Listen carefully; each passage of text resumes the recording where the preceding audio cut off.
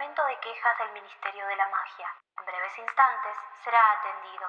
Para atención a brujas y magos, marque 1,5. Para atención a squids, marque 3 2/3. Para atención a criaturas, marque infinito. Si usted es mago, corte y en breves instantes olvidará esta llamada.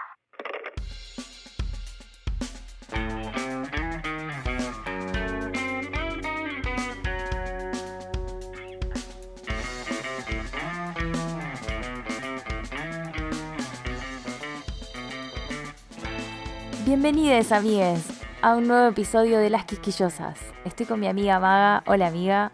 ¡Olis! Y hoy leímos El Callejón Diagon y no podemos más de la manija. Yes. Realmente tenemos mucho para hablar acerca de este capítulo. Las dos sacamos nuestras Ravenclaw interiores. Hicimos cada una su investigación, así que la verdad que se viene un capítulo largo. Realmente, bueno, ustedes se pueden administrar como quieran. La verdad que pueden pausar el capítulo si se cansan y después seguir, pero o sea, escucharlo todo entero o no escucharlo. Bueno, veremos. Les aconsejamos escucharlo hasta el final. O sea, vale mucho la pena. Muchísimo. Hoy vamos a entrar rápido en tema justamente porque estamos recargadísimas de información. Así que mi hermosa compañera Maga nos va a hacer un recap de 30 segundos para recordar todo lo que pasó en el capítulo. Amiga, ¿estás lista para hacernos este recap? Sí, lista, siempre lista. Siempre lista. Bueno, preparada. 3, 2, 1, ya. Harry se despierta pensando que soñó todo, pero no fue real. Hagrid lo lleva a Londres, primero al Caldero Chorreante, donde todos lo saludan porque es famoso, después al Callejón Diagon a comprar sus cosas para el colegio, que es tipo un shopping para magos, van al banco de Gringotts. Harry es millonario. Hagrid saca un paquetito de una bóveda. Harry habla con un pibito nazi que le cae re mal. Hagrid le regala una lechuza, se compra su varita que está conectada con la de Voldemort, se siente re fraca porque todos lo aman y él no entiende nada, y Hagrid le dice que va a estar todo bien y le da el pasaje para Hogwarts y se vuelve a Genia. Ese time management. Zarpado.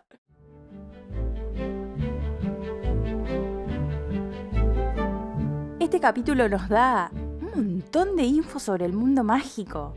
Sí. Es el primer pantallazo que tiene Harry de este otro mundo al que pertenece, pero del que todavía no sabe casi absolutamente nada. Harry en este capítulo somos todes. O sea, Ni hablar. Es un torbellino de emociones. Arranca pensando que es todo un sueño. Cuando ve que es real se siente feliz. Bueno, se desinfla un poco al pensar cómo va a pagar por sus cosas. Same. Se vuelve a poner contento cuando entra al Callejón Diagon y ve toda la plata que tiene. Es un ida y vuelta emocional constante. Una crisis heavy para los 11 años. Uh-huh. Ni hablar, bueno, de sus dudas respecto de sus capacidades como mago.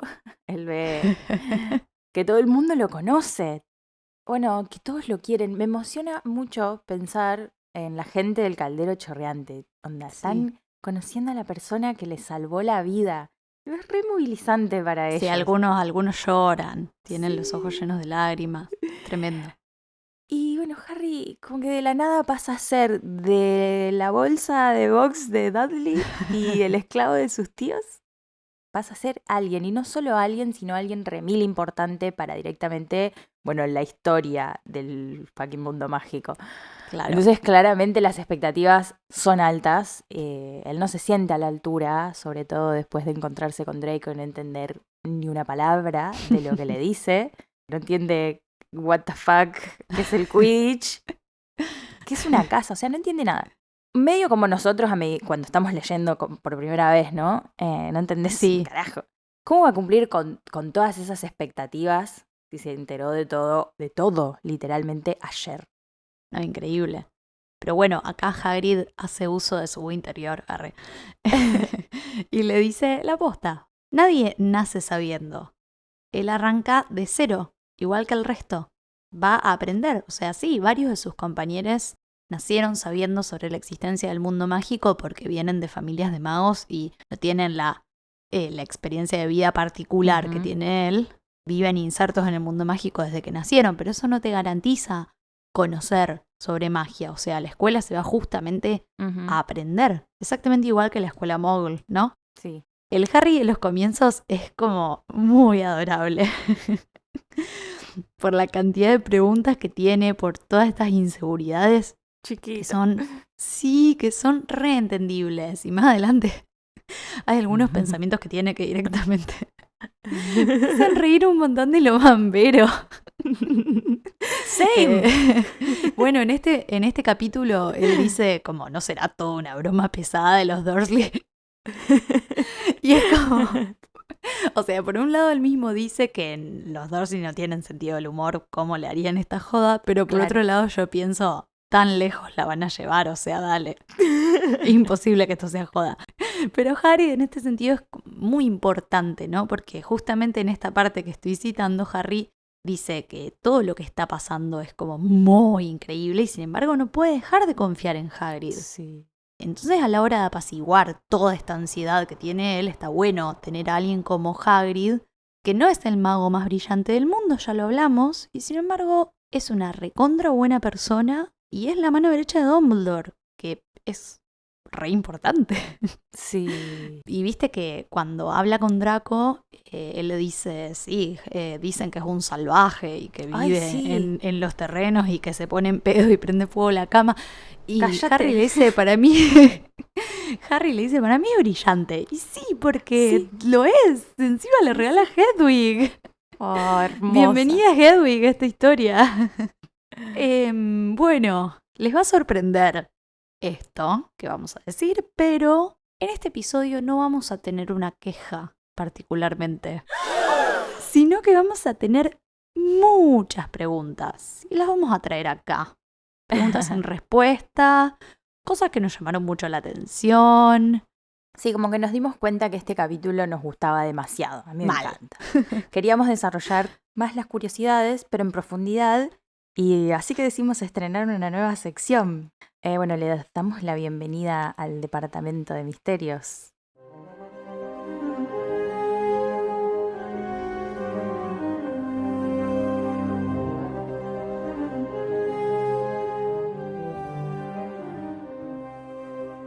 Preguntas. Bien, arranquemos con la primera directamente. Arrancamos. La primera, ¿cómo demonios, me pregunto yo, volvieron los Dursley a su casa si Hagrid y Harry se llevaron el bote? ¿No? Podemos pensar que Hagrid lo manda de vuelta a la cabaña una vez que se bajan, pero el libro en realidad no lo menciona. Ellos llegan a la orilla y queda ahí. Yo, sinceramente, soy partidaria de pensar que no lo hizo y que fue medio una venganza. Y nada, me imagino a Vernon teniendo que nadar, ponele. Puros traumas. Y me Pobre parece, Dudley. sí. Y me parece una escena maravillosa. Así que ese va a ser el canon para mí. Pobres. Yo quiero pensar que en algún momento el bote volvió solo. Arre. Claro, sí. Pero no. La siguiente pregunta. Yo le voy a hacer un retweet a la pregunta de Harry.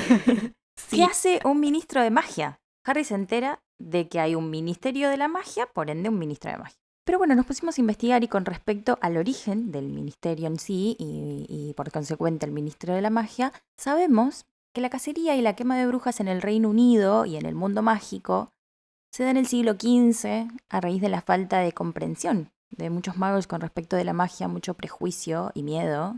Ujú. Sabemos desde nuestra historia Muggle que en esa época mueren miles de mujeres quemadas por ser brujas, pero la historia mágica nos cuenta que en realidad no murieron tantas personas, que fueron alrededor de 20, tranqui, porque ellos, bueno, hacían hechizos para que las llamas no les afectaran o diversas cosas para hacerles creer a los Muggles que sí morían.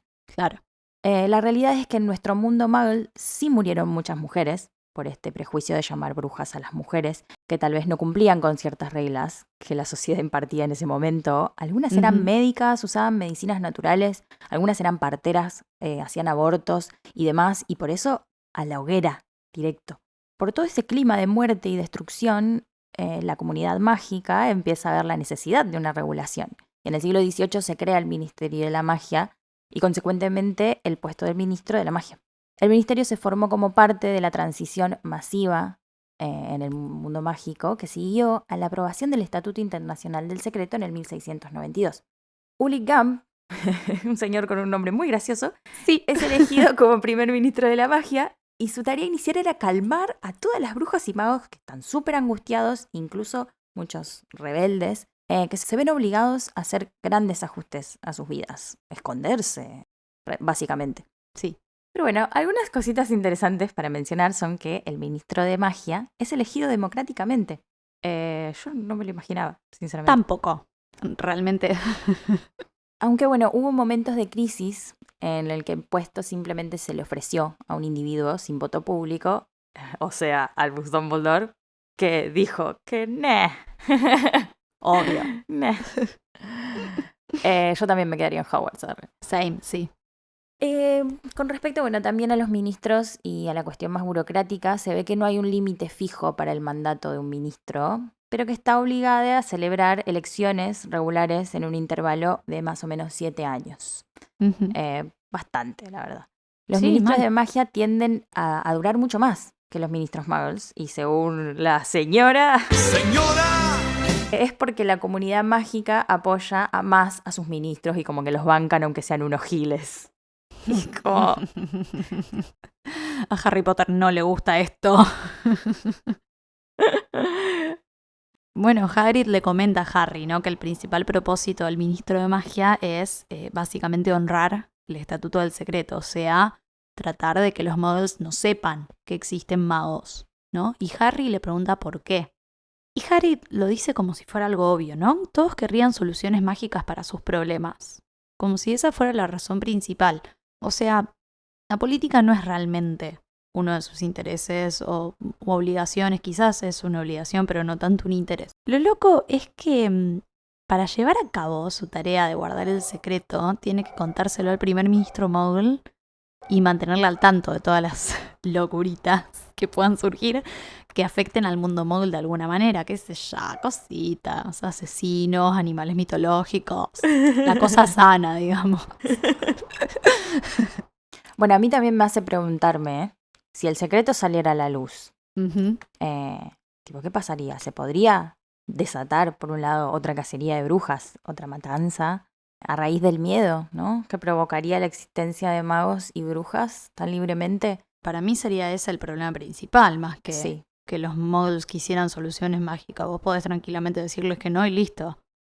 Bueno, pero me vas a decir que no hay fuerzas armadas que podrían igual hacerles mucho daño. Ni O sea, hablar. a un mago le sacas una varita y ya es una persona, digamos, que tiene que ser realmente muy fuerte para poder hacer algún tipo de magia sin su varita.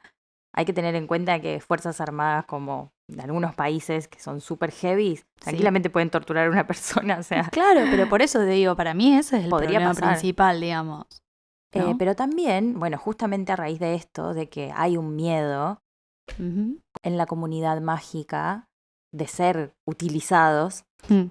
también pienso que habría una parte de la sociedad que pensaría al revés, o sea, puede funcionar al revés, y que sea una oportunidad para los magos y brujas a liberarse y ejercer violencia hacia los muggles. Sí. Como, bueno, más de la corriente grindelwaldiana, se podría decir. O sea, Ponele. que es adepta a la ideología de la supremacía mágica de Grindelwald, que pensaba que los magos no tienen que esconderse de los muggles, bueno, porque son seres superiores, bla, bla. Si se interponen en el camino, pueden morir sin piedad, básicamente. Sí. Yo creo que después de tantos años viviendo ocultos, bueno, por su seguridad, obviamente habría, no sé, movimientos juveniles, por lo menos, que estén hartos de estar ocultos, qué sé Sí. yo. En algún momento en Animales Fantásticos con Grindelwald decís, bueno, pero por un lado entendé que quiera salir a la luz, pero qué manera de mierda, o sea. Hay mejores maneras, más diplomáticas. No sé en realidad si deberían estar a la luz, ¿entendés? También. Sí, claro. Qué sé yo. De la misma manera siguen existiendo asociaciones fascistas de gente en todo el mundo. Ni hablar. Y sin embargo es algo que no. Y bueno. Sí, siguen siendo una minoría, por suerte. Siguen siendo una minoría, claro, pero yo creo que en el mundo mágico, o sea, en la actualidad, después de siglos de estar ocultos, de tenerle miedos a los muggles y de tener el poder y la magia de hacer lo que quieran sobre ellos, o sea, está bien, creo, que estén ocultos. Además ya están acostumbrados, basta. Bueno, esta pregunta no es debido a muerte, ¿no? No es tan importante, pero me pregunto, ¿por qué les hacen comprar animales fantásticos en primer año? O sea, ¿para qué materia la usan? Si hasta tercero no tienen cuidado de criaturas mágicas. No sé, no se me ocurre en defensa contra las artes oscuras, pero no se me Sí, ocurre. creo que esa está como para meter ahí un título de algún libro que suene bien, ¿no? Sí, tal cual, y de ahí te salió toda otra franquicia, increíble. Loquísimo. Para un libro que no necesitaron ese año, increíble. Yo siento igual que no les sirvió nunca para nada, porque, o sea, en el tercer año que tienen cuidado de criaturas mágicas, Hagrid les hace comprar el monstruoso libro de los monstruos, o sea, no usan este libro. Claro. Está totalmente al pedo. Pobre Newt Scamander, loco. Sí, tanto que le costó. Mal. Bueno, yo tengo otra pregunta que es, ¿por qué las opciones de animales son solo sapos, gatos o lechuzas? Tipo, Mal. quiero creer que le piden que los gatos estén castrados antes de llevarlos a Hogwarts. Tipo, ¿te imaginas? Por favor. El despelote, el criadero de gatites. ¿Qué sería ese colegio? Igual amo, o sea, sería Sí. Pero hay que controlarla la comunidad. Claro, por favor. Responsabilidad. Castren a sus Claro. animales. Pero bueno, ¿castrarán a sus animales domésticos tipo con un hechizo? Preguntas. Ojalá. Ojalá. O con una poción. Una poción. No sé. Ponele. Preguntas. Preguntas. Bueno, otra pregunta. Esta es como un poquito más importante, me parece. ¿Cómo funciona el caldero chorreante? ¿A qué me refiero? Claramente está protegido, ¿no? Para que los muggles no lo detecten, pero ¿de qué manera? Yo opino que es un encantamiento fidelio. O sea, solamente una vez que sabes que está ahí, lo podés ver. Exactamente como le pasó a Harry, que no lo había visto hasta que Hagrid se lo señaló y le dijo, acá está el caldero chorreante. De hecho, cita textual, es aquí, anunció Hagrid deteniéndose. El caldero chorreante es un lugar famoso.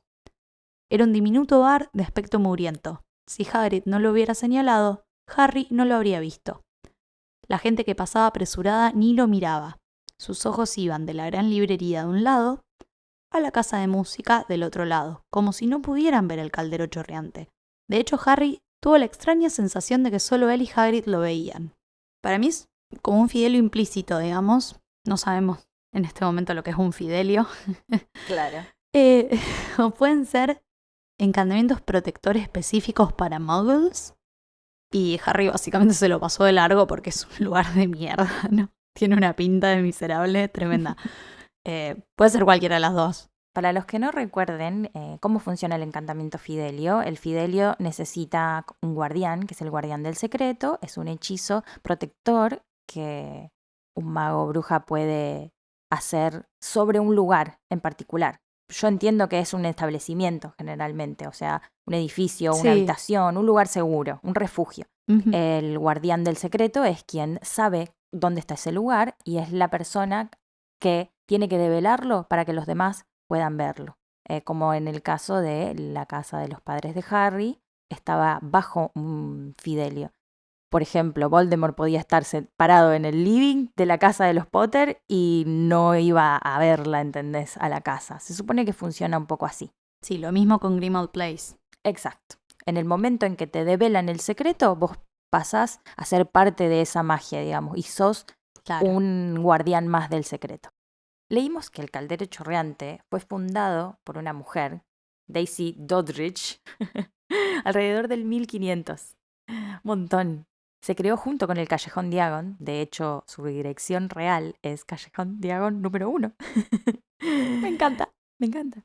En el siglo XVI, mucho antes de que exista Charing Cross Road, que es la calle Muggle donde se ubica actualmente, también mucho antes de que se establezca el Estatuto del Secreto, razón por la que en un principio los Muggles también podían verlo y acceder a él. Claro, y cuando se establece el estatuto, el bar pasa a ser como una especie de refugio, ¿no? Para los magos que acudían. Y el ministro de la magia en ese entonces, que era Ulenkamp, que era el primer ministro de magia, que ya lo mencionamos, permitió que el bar sigue existiendo, siempre con encantamientos de protección, con responsabilidad, buen comportamiento por parte de los usuarios. Y también se estableció como puerta de entrada al callejón Diagon. En su honor, esto es muy curioso, ¿no? En su honor, el bar creó una cerveza que se llama Gums Old Gregarious. Una cerveza tan fea que nadie pudo nunca terminar una pinta. No. Y es más, hay un premio de 100 galleons para quien lo logre, pero bueno, nunca nadie lo pudo ganar. Yendo. Sí, tal cual. ¿Qué tan fea puede ser? Muy. Y bueno, en el siglo XIX, cuando se creó Charing Cross Road, el caldero chorreante atravesó un momento muy difícil, ya que no creían que pudiera salvarse esta vez porque literal le iban a construir una calle encima. Pero mediante una serie de encantamientos desmemorizantes, se rumorea que algunos imperios también lograron que el bar permanezca en los planos de la construcción, aunque bueno, los muggles encargados nunca jamás entendieron por qué en los planos hay un espacio en blanco y por qué ese espacio en blanco en la realidad no existe. Bueno, ¿por qué está el caldero chorreante? Bueno, y en relación a lo anterior, ¿el caldero chorreante es el único modo de entrar al callejón Diagon? ¿Se puede aparecer directamente ahí? ¿Tenés que pasar primero por el bar? Nada, las chimeneas aparentemente te dejan dentro de los negocios, por lo que veremos más adelante en la cámara secreta, pero ¿te podés aparecer? Claro. Capaz te podés aparecer en ese cuartito donde Hagrid toca los ladrillos. Pero Claro, tipo en la entrada. sería un quilombo. Te desaparecen todos Claro. al mismo tiempo, o sea, un desastre. Che, pero alta estrategia de marketing igual para el caldero chorreante, porque Estuvieron bien. sí, mal, ganan un montón. Porque bueno, ya que estás ahí te tomas una pinta, qué sé yo, no sé. En este capítulo nos enteramos de que hay un único banco para magos, que es Gringotts, que está ubicado justamente en el callejón Diagon. Nosotros damos por sentado de que esto de único refiere a que es el único en el Reino Unido, ¿no? Y que cada país tiene su banco mágico. Por más que Gringotts tenga empleados que trabajan en otros países, como Bill Weasley, por lo que sabemos. Respecto de Gringotts, hay dos cuestiones que quisiéramos abordar. La primera refería al sistema económico mágico en general, y la segunda al manejo del banco en particular. Y sobre ambas cuestiones tenemos varias preguntas. Respecto de lo primero, ¿no? El sistema económico mágico. ¿Por qué la señora hizo tan complicado este sistema? ¿Es porque es mala en matemáticas? ¿Es porque es gracioso que sea complicado? Sí, una. Nada, la moneda es la misma en todo el mundo mágico, es solo en Reino Unido. Hay inflación en el mundo mágico. Existió el 1 a 1 con la libra, ponerle en algún momento. Hay crisis económicas en el mundo mágico. Tenemos muchas preguntas, gente. Nosotros creemos que a la señora simplemente no le interesó profundizar mucho en la cuestión económica, pero eso a nosotros, les intenses, nos deja pelades porque queremos respuestas. Así que, bueno, acá yo saqué a mi Ravenclaw y me puse a investigar. Bueno, en primer lugar, si bien cada país tiene su divisa mágica, podemos asumir que la tienen porque Estados Unidos maneja una moneda mágica distinta a la del Reino Unido, por ejemplo. Just for fun, para divertirnos un poco, hagamos la conversión de Galleon, Sickle y Nut a pesos argentinos para tener una idea, aunque claramente esa no sería nuestra moneda mágica, recordemos. Y no creo. Según fuentes oficiales, y bueno, nosotros convertimos moneda mágica a dólar y dólar a peso. Según esta conversión, un galleon equivale a 528 pesos, aprox. Un sickle a 33 pesos, aprox. Y un nut a 1,50 peso, más o menos redondeando. Saladísimo. Uf, Saladísimo irse de vacaciones al mundo mágico. Inviable. Indice economy. ¿Para qué usar un sistema de conversión más fácil cuando se la podés complicar a todo el mundo, no, señora? ¡Señora! A todo esto se cree que los números impares de nuts en un sickle, de sickle en un galleon, pretenden ser una especie de chiste, referido a cómo se organizaba el dinero británico antes de la decimalización, con libras, chelines y peñiques, en una relación impar entre sí. Así que me parece que podemos llegar a la conclusión de que sí, se quiso hacer la graciosa. Para mí no le salió, no sé. De hecho, yo dudé de sus capacidades en matemáticas. O sea, imagínate al nivel que no le salió. A todo esto hay algunas incongruencias respecto de la conversión en los libros. Por eso, nos parece que esta mujer no pensó bien esto en las primeras entregas, porque hay algunas cosas que no cierran, que no las vamos a mencionar acá porque no vienen al caso, sería muy pesado, más todavía. Pero quizás sea en parte porque nosotros, muggles, intentamos hacer la conversión a moneda muggle basándonos en nuestro sistema económico. Bueno, sería el británico en este caso, y de ahí al resto. Y parece que no funciona así. Ya que, bueno, el sistema económico mágico es aparentemente mucho más simple que el muggle. Podemos suponer que es el ministerio el que se encarga de financiar prácticamente todo. O sea, sabemos que financia y regula la educación y varios medios de transporte, les paga a los empleados, etcétera, etcétera. Entonces sería una gran entidad pública, ¿no? Pero, ¿cómo se financia el ministerio? Si es con impuestos o cómo, es un misterio. Misterio. Sí. Otro elemento ausente de la economía mágica es la industria a gran escala, que está muy presente en el mundo muggle. La producción mágica está en su mayoría en manos de familias de artesanos que se dedican por generaciones a lo mismo, como por ejemplo Ollivander, que hace varitas, ¿no? Claramente, con magia, a ver quién necesita la industria, ¿no? La producción es mucho más sencilla. También tengamos en cuenta que la población mágica es significativamente menor que la muggle, entonces no necesitarían de tanta producción. Sí, sabemos, porque los libros nos lo cuentan, que hay familias ricas y pobres en el mundo mágico. Pero lo que no se sabe es cómo las primeras llegan a tener su fortuna. Podemos suponer que es por herencia durante generaciones, capaz, no sé, gente como los jugadores de Quidditch están ridículamente bien pagos, igual que los deportistas magos. Sin embargo, qué sé yo, la gran mayoría de los magos tienen que trabajar para vivir, exactamente igual que nosotros. Y exactamente igual que en el mundo mago, los salarios varían. El señor Weasley, por ejemplo, tiene un salario medio indigno, podríamos pensar, porque le cuesta muchísimo ser el sartén de la familia. Son un montón, también, hay que decirlo. Sí. Igual Molly podría agarrar la pala, qué sé yo. Digo, opinión. Molly hace muchas cosas. O sea, Molly es re ama de casa, pero bueno, conseguiste la metieron en el rol de ama de casa. media jornada, qué sé yo. Después de que se va Ginny a Hogwarts, podría ser, ¿no? Algo. Sí, claro, totalmente. Sí. Pero bueno. Antes te lo entiendo porque son 1000 pibes, ¿cómo hacer? Son un montón de pibes, claro. Bastante, qué sé yo, bastante patriarcal la situación, porque ella creo que podría hacer más cosas, pero bueno, igual que todos los roles de mujeres. Podría ponerse un emprendimiento de tejidos, qué sé yo, de cocina, de suéteres. Claro. Pero bueno, tiene un montón de talentos. Justo después que se va Ginny tiene solamente unos años de paz y tranquilidad, de no ser ama de casa esclavizada. Ya está, se jubiló. Y se desata la guerra, ¿entendés? Es como, y ahí otra vez atendiendo a todo el mundo, haciéndole comida a todo el mundo. Como increíble. Que su rol también bastante impuesto encima. Sí.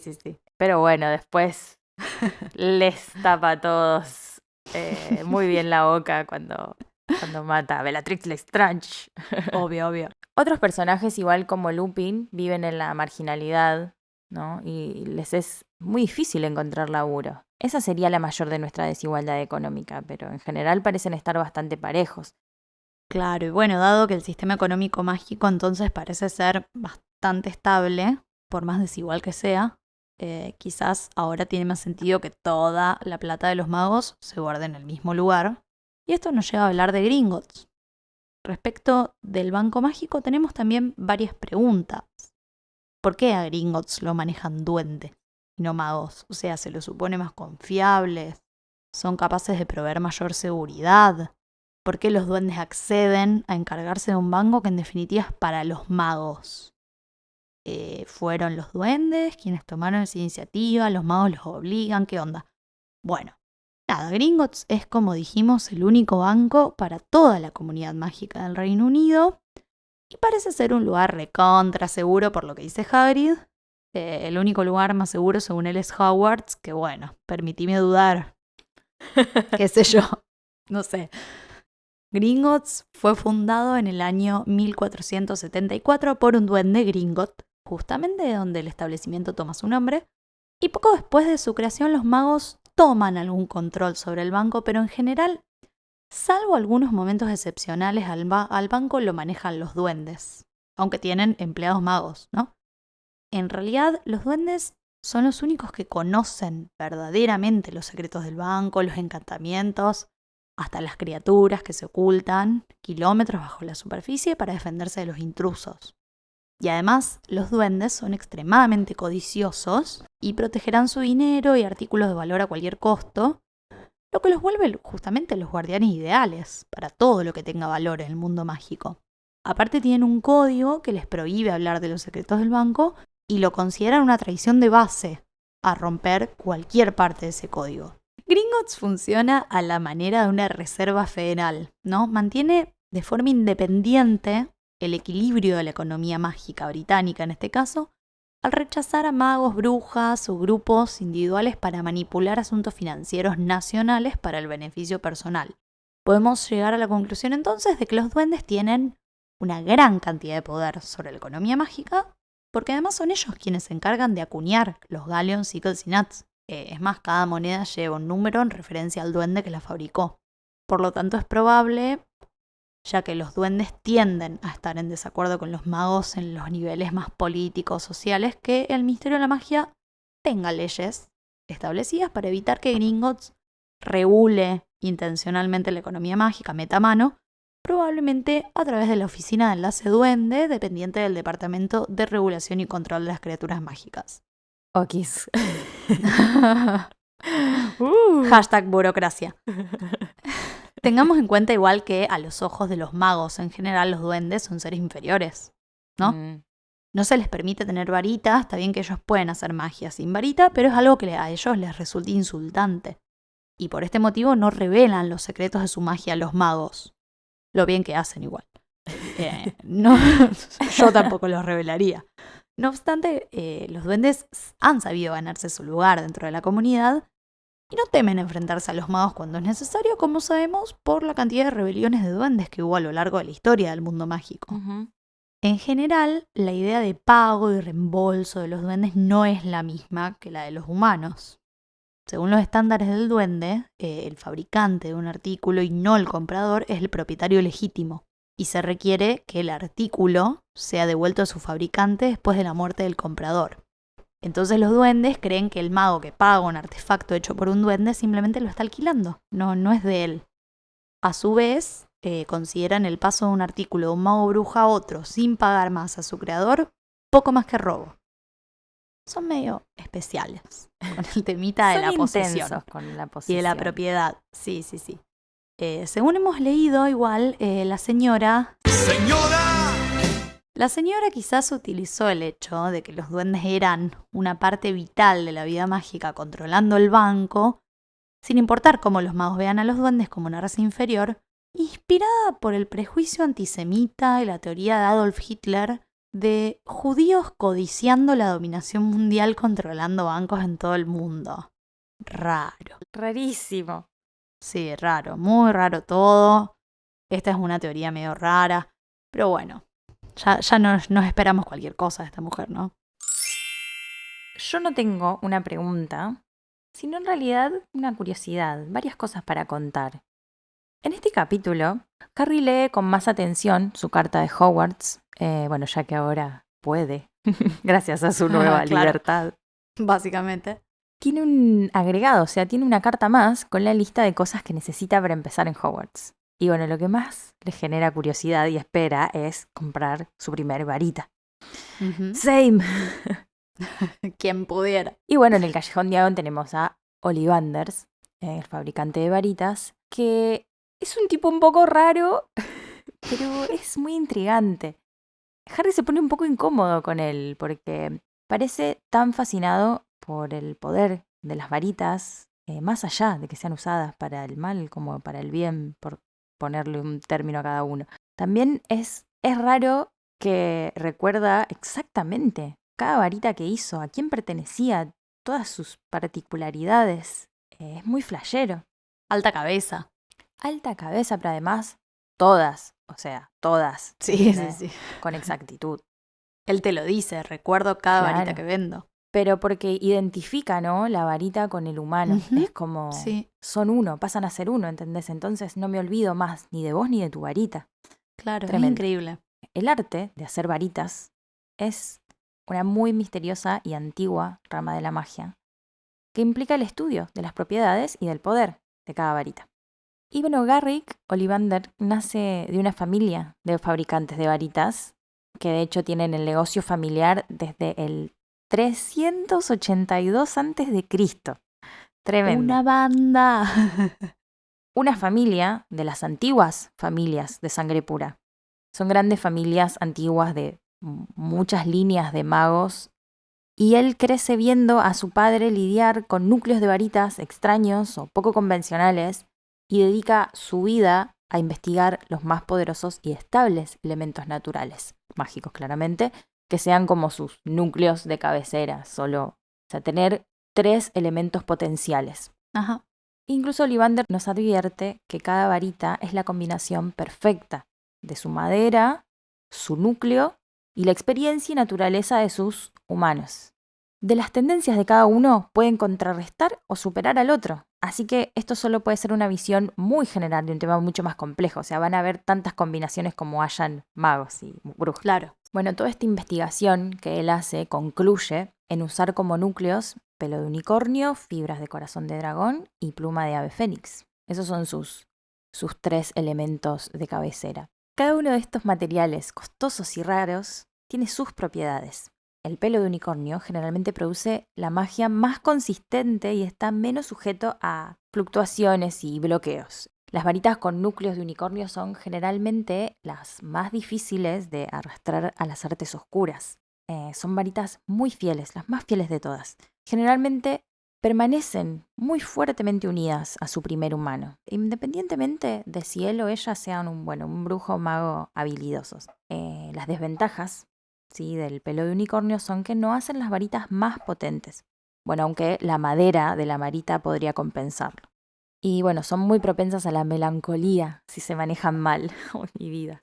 O sea que el cabello, o sea, el pelo de unicornio puede morir y necesita ser reemplazado. Eso es re loco. El corazón de dragón, la fibra de corazón de dragón, generalmente producen varitas con mucho poder y son capaces de los hechizos más extravagantes. Las varitas de dragón tienden a aprender mucho más rápido que otros tipos. Si bien pueden cambiar la lealtad si se ganan de su maestro original, siempre se unen muy fuertemente con su humano actual. Las varitas de fibras de corazón de dragón tienden a ser más fácil a pasar a las artes oscuras. También es el más propenso de los 3 núcleos a los accidentes. Son un poco temperamentales. Y bueno, después, obviamente, el fénix es el tipo de núcleo más raro. Las plumas de fénix son capaces de la mayor variedad de magia, podríamos decirle. Aunque pueden tomar más tiempo que los núcleos de unicornio, de dragón, para develarlo, digamos, como necesitan un entrenamiento, una fuerza, una seguridad. Muestran la mayor iniciativa e incluso a veces actuando por su propia voluntad. Recordemos que esto no es sobre los humanos, es sobre las varitas y su personalidad. Sí, claramente. Bueno, este ejemplo está ligado a la varita de Harry, por supuesto. Por eso también está adaptado a la varita de Harry, diría yo. Entonces, cuando dice esto de que actúa por su propia voluntad, lo vemos en Harry y vemos que sucede en un momento. Sí.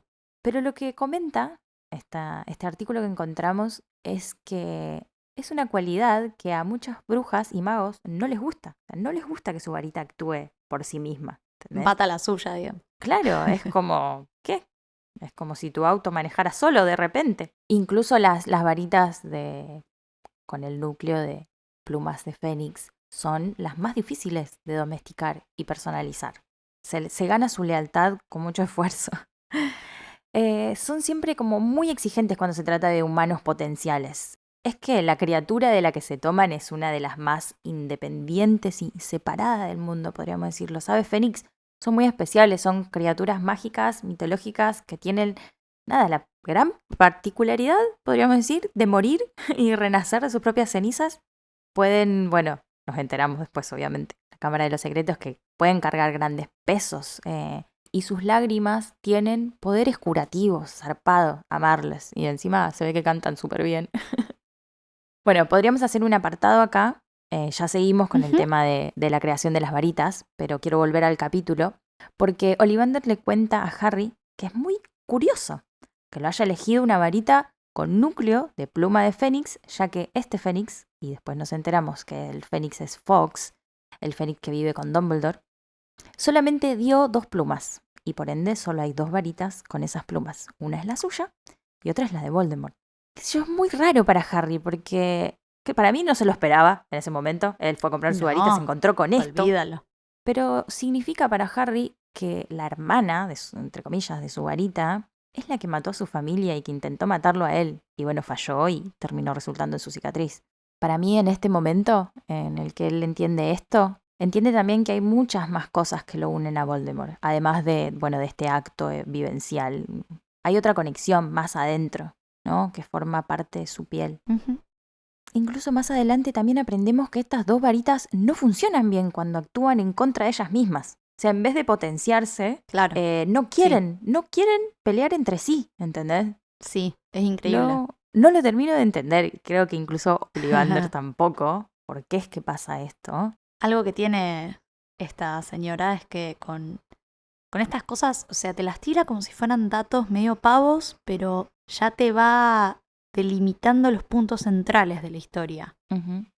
Lo mismo con lo que hablábamos la otra vez de que a Voldemort no le quedaba lo suficiente de humano para morir, ¿no? Es algo que pasa. En el 3er capítulo del primer libro. Sí, es algo que pasa. Pasa de largo, pero que es central. Lo mismo con esto.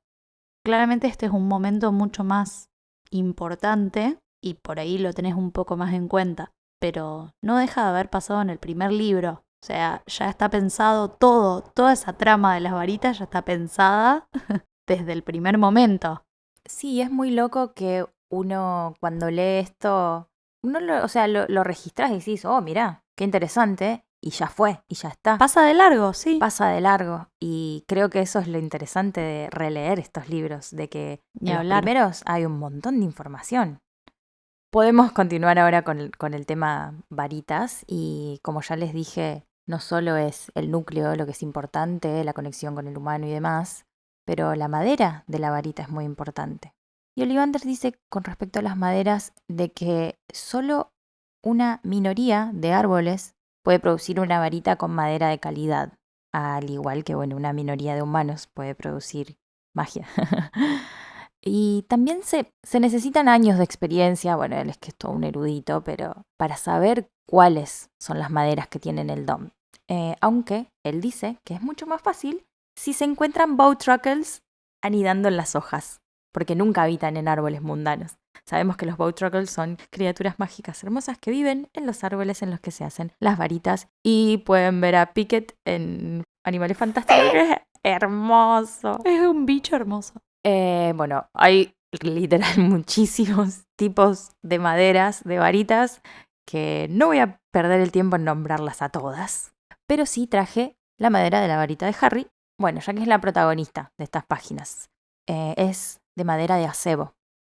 La madera de acebo es uno de los tipos de maderas de varitas más raros. Se la considera superprotectora, funciona mejor para quienes pueden necesitar ayuda para superar una tendencia a la ira y la impetuosidad. Claramente Harry. Al mismo tiempo, las varitas de acebo, eligen humanos que estén transitando alguna búsqueda espiritual peligrosa. Claramente Harry.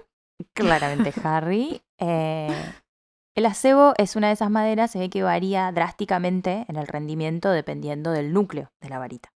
Y es particularmente difícil de emparentar con la pluma de Fénix, porque Harry Potter, básicamente. Y también pasa que se ve que hay una cierta volatilidad en la madera que entra en conflicto con la pluma de Fénix. Pero en el caso, de que esta inusual pareja se encuentre a su par ideal, en este caso la varita, la madera de acebo, con la pluma de Fénix, con Harry Potter, se ve que, se convierte en algo muy poderoso. Son muchos factores los que afectan en una varita. No solamente la madera, el núcleo, el humano, el tamaño también incide en la completitud, le podemos decir, de una varita.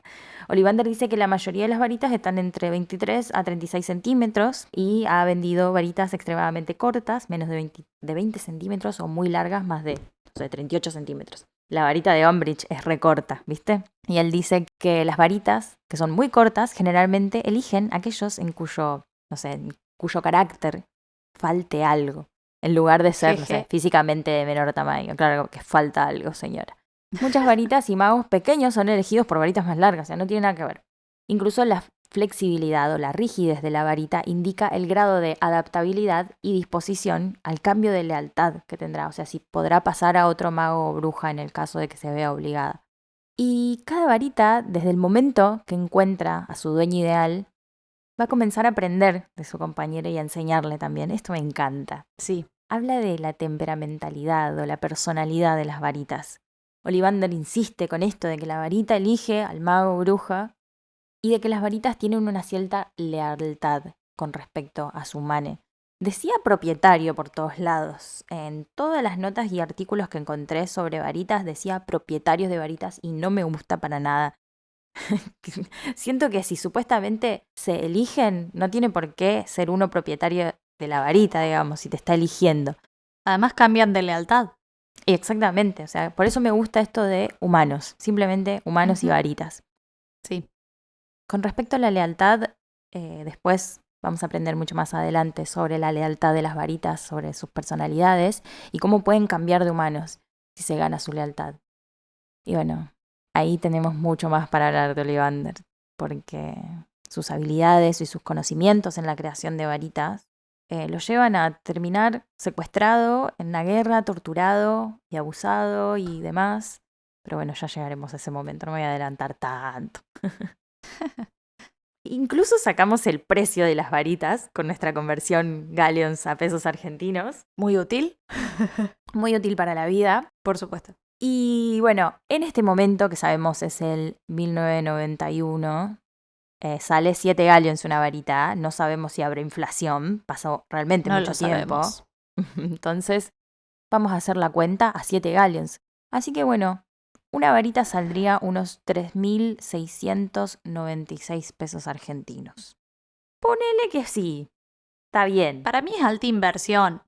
O sea, es algo que te va a durar idealmente toda la vida. Yo la pago. Yendo. He pagado otras cosas mucho más inútiles, mucho más caras. Bueno, nosotras, gracias a Pottermore Wizarding World ahora, tenemos información sobre nuestras varitas. Así que les contamos, porque sabemos que les importa un montón, que mi varita es de madera de sicomoro, con pelo de unicornio, y tiene 30 centímetros y es bastante flexible. Lo del pelo de unicornio ya lo hablamos, pero les cuento un poquito lo del sicomoro porque es bastante divertido. El sicomoro necesita de nuevas experiencias, necesita de gente curiosa, aventurera. Y la particularidad de esta madera es que se puede prender fuego, básicamente, si se aburre. Es loquísimo. De hecho, dice que hay muchos brujas y magos que se sorprenden cuando de la nada están mandando por 15ª vez en el día a la varita a buscar sus zapatillas y la varita se les prende fuego. Pero bueno, se ve que no les gusta aburrirse. Mi varita la va a pasar muy mal. La mía es de roble inglés, también con pelo de unicornio y más chiquita, de 28 centímetros, también flexible porque se ve que la señora no pone otra característica. No pone otras características con respecto a la flexibilidad de las varitas. Pero bueno, mi madera es el roble inglés y se ve que bueno, es que es muy fiel, es su particularidad. Y bueno, necesitan personas con fidelidad, coraje, como socios de fuerza, dice. Lo único que dice interesante es que se ve que hay una conexión con la naturaleza, con la tierra, con la madera. Bueno, se ve que es bastante natural. Yendo. Bastante aburrida mi varita.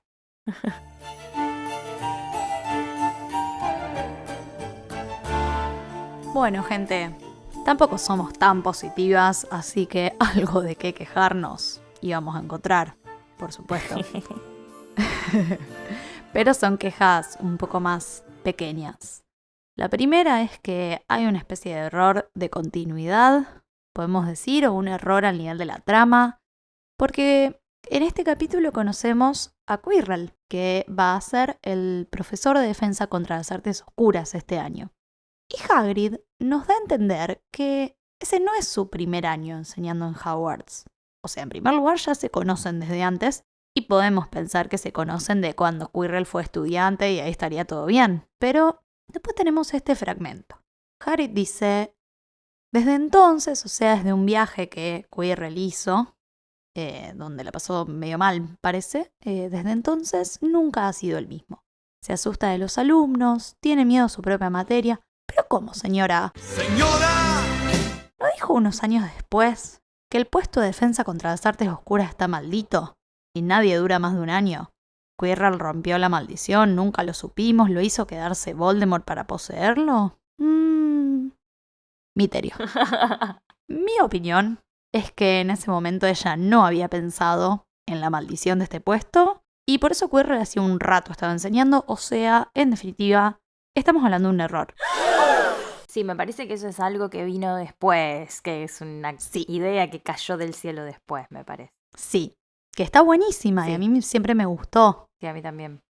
Pero bueno, en este momento no estaba desarrollada la idea, se ve. También parecería que los alumnos ya lo conocen, ¿viste? Sí. Porque hablan de él ya como... a nadie le preocupa que el loco tartamudea y se pone re nervioso. Se ve que ya lo renaturalizaron, o sea, no es un profe sí, que hasta hace poco, ¿entendés? Re error. Voy a hacer una aclaración para quienes no recuerden esta cuestión del puesto maldito de defensa contra las artes oscuras. Mucho más adelante, en El Príncipe Mestizo, nos enteramos de que Voldemort pidió 2 veces, de hecho, el puesto de profesor de defensa contra las artes oscuras y Dumbledore le dijo las 2 veces que no. Uh-huh. Y la segunda vez tuvieron una discusión muy intensa, que para mí es una de las mejores escenas de todos los libros. Mal. Y cuando termina esa conversación, Dumbledore le cuenta a Harry que desde ese momento nadie dura más de un año como profesor de defensa contra las artes oscuras. A mí me encanta, la verdad que me gusta. Pero bueno, sí, como que también hay que tener en cuenta que es el primer libro, o sea, no se puede pedir todo a este libro. Ya hay bastantes cositas que, imagínate que en la cabeza de la señora era algo que no sabía si iba a tener tanto éxito, si iba a llegar a escribir lo último. Empezó con una idea bastante formada, digamos, pero hizo lo que pudo, hay que decirlo. No, sí, pero, o sea, a ver, tuvo muchas ideas muy bien formadas, por lo que venimos hablando, y otras no tanto. Claro. A mí esta particularmente me hace enojar. Hay otra queja también que fue surgiendo después de leer este capítulo, de este momento en el que Harry entra a Madame Malkins buscando su túnica para empezar en Hogwarts y adentro se encuentra con un niño. Bueno, tiene la primer charla con un pibe de su edad en el mundo mágico. Termina siendo un chasco. Un fracaso. Sabemos más adelante que este pibe es Draco Malfoy. Did someone say Draco Malfoy? Yo un poco lo banco, qué sé yo. A mí nunca me resulta un personaje tan malo como lo hacen ver, pero se necesita un enemigo, entre comillas. Pero bueno, en esta conversación que tienen, es tu primer conversación, se resalta esta parte en la que Draco, además de preguntarle por sus padres, a lo que Harry responde sin filtro, están muertos, le pregunta si ellos eran, entre comillas, de los nuestros, o sea, si eran magos, mago y bruja. Le dice, realmente creo que no deberían dejar entrar a los otros, ¿no te parece? No son como nosotros, no los educaron para conocer nuestras costumbres. Algunos nunca habían oído hablar de Hogwarts hasta que recibieron la carta, ya te imaginarás. Yo creo que debería quedar todo en las familias antiguas de magos. Y a propósito, ¿cuál es tu apellido? ¡Ay, pendejo de mierda! ¿Qué sé yo? ¡Facho! Ya sabemos que viene de una larga línea de ancestros que piensan de esta manera. Una familia directa que fue parte del movimiento de Voldemort y fueron sus aliados en la guerra. Son personas que realmente creen en la noción de que hay una diferencia en la sangre de los magos y brujas, nacidos en familias mágicas a nacidos en familias muggles. Spoiler alert, somos todos iguales, amigue. Acá, bueno, Harry ya advertidísimo desde el vamos que sigue habiendo gente con este pensamiento, ¿no? Por más que Voldemort ya no esté. O sea, gente de mierda hay siempre. Así que Draco le habla de Quidditch, es alto nazi, bardea a Hagrid, habla de comprar escobas cuando la carta dice específicamente que no se puede, le habla de casas de Hogwarts y Harry queda... ¿Qué? A Harry le hace acordar mucho a Dudley, este pibe. Y yo diría que sí. Sí, para mí es como un Dudley mágico. Bueno, y llegando a esta parte ya hay otra cosa que nos molesta, sobre todo a mí, loco. ¿Qué pasa con la difamación a las casas de Hogwarts? Mal. A ver, Pregunta para todos. sí, repensemos estas cosas. Draco está muy convencido de que va a ser elegido en Slytherin porque, bueno, su herencia familiar, bla, bla, bla. Pero dice, si me tocara Hufflepuff, la verdad que me iría, ¿no te parece? Bah, para un poco. Aguante Hufflepuff, loco. Está buenísima Hufflepuff. Me encanta, es mi casa favorita. O sea, yo soy Slytherin, pero Hufflepuff es literalmente mi casa favorita. La amo. O sea, además, todas las casas son importantes y tienen su valor. Y, ojo, al piojo, ser Slytherin tampoco es algo malo. Hagrid, te estoy hablando a vos. ¿Estamos? Mal. Y tampoco... Porque Harry le dice, incluso cuando le explica qué significa lo de las casas, que todos los Slytherin terminan en artes oscuras, en alguna mal. turbia. Y a ver, acá estoy, gente. No, soy más buena que el pan y no me dedico a las artes oscuras y soy Slytherin. Y tampoco todos los Gryffindor son los mejores y tampoco todos los Ravenclaw y así. O sea, no Tenemos hay que estigmatizar, excepciones. no tenemos que encasillar a nadie, digamos. Estereotipar, tal cual. A veces es algo súper esencial de vos y de tu conexión con vos mismo y de estar en contacto con tu personalidad y aceptarla como es. Y vos querés estar en Gryffindor, yo te entiendo, pero pensá si es algo que querés porque el personaje principal de la saga lo es o porque vos realmente lo sentís, digamos. Como... Y aparte, como dijimos ya en capítulos previos, todos somos mezclas. Claro. No somos puramente una casa. No, real. A veces nuestra personalidad responde más a una y después a otra, pero bueno, o sea, el sombrero hace como una selección en base a lo que lee en vos y te toca una casa, pero no es que no tenés nada de las otras. Sí, es verdad. Y bueno, volviendo a la conversación, ¿no? Sí. Qué distinta hubiese sido esta conversación si Draco hubiese sabido con quién estaba hablando, ¿no? Hubiese sido un sorete igual, creo yo. Por supuesto, sí. Porque, bueno, padres mortífagos. Mataste al jefe de mis papás. Básicamente. Pero capaz hubiese ido para otro lado. Malfoy puede ser bastante chupamedias cuando quiere y para mí... Sí, incluso pero después si sigue más intentando. adelante le pide ser amigos. Yo, personalmente, acá comentario extra.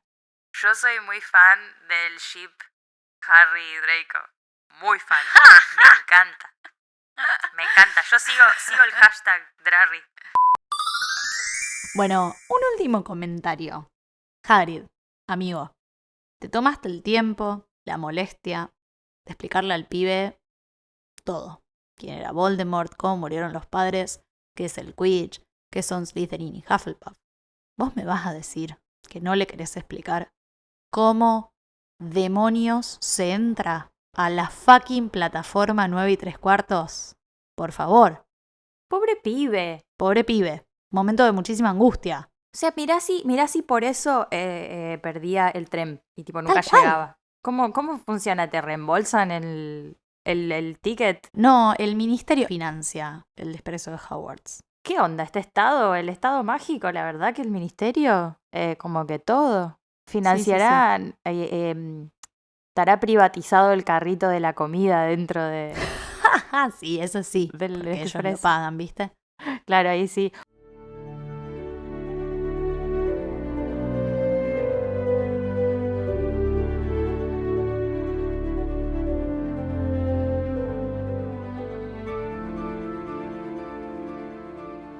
Bueno, ya saben que llegando al final elegimos una frase o un párrafo cada una de este capítulo que nos dio tanto.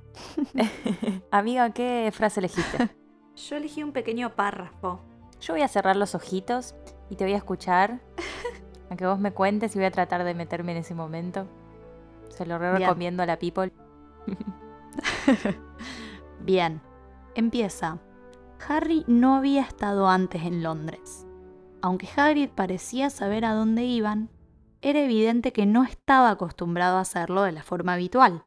Se quedó atascado en el molinete del subterráneo y se quejó en voz alta porque los asientos eran muy pequeños y los trenes muy lentos.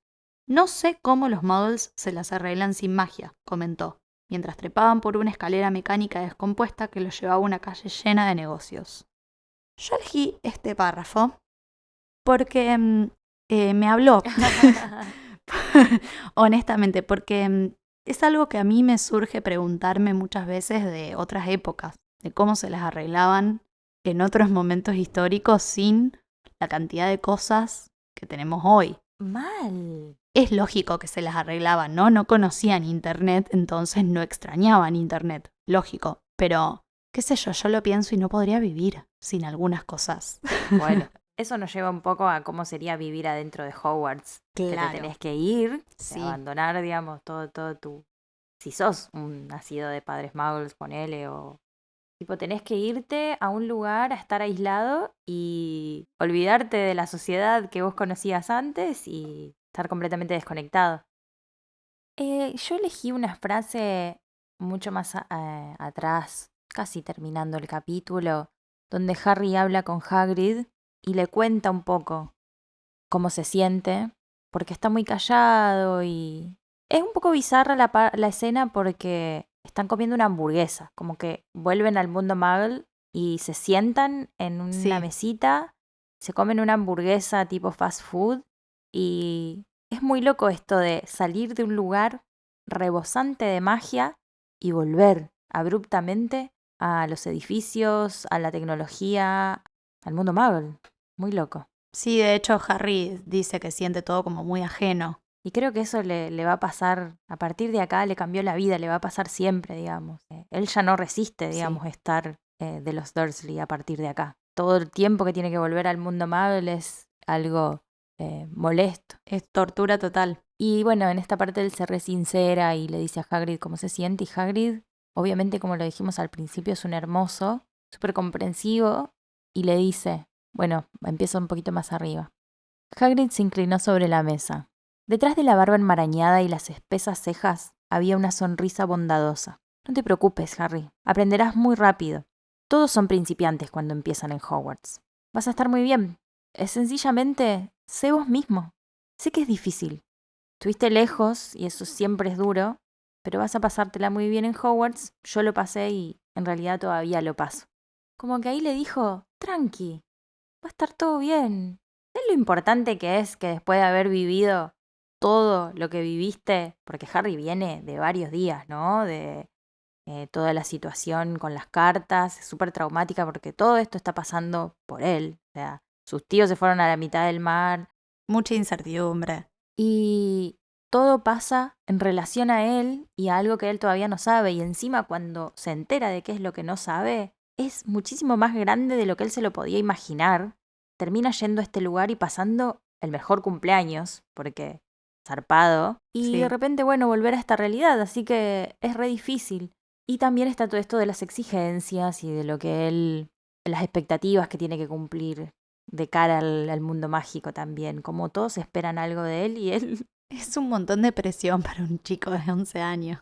es un montonazo. Además, saber que sos famoso y no terminar de entender realmente el porqué. ¿Entendés? No es algo que él hizo consciente. Sí. Y es muy importante, me parece, este rol de esta persona que esté al lado tuyo y te dé una palmadita y te diga, bueno, pero estás pensando mucho.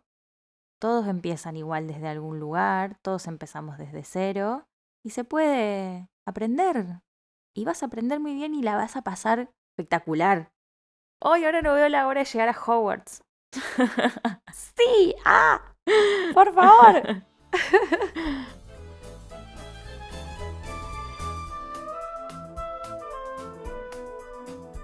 Gente, hemos llegado al final. De este gran capítulo. Un montón La verdad de que fue un información. montón.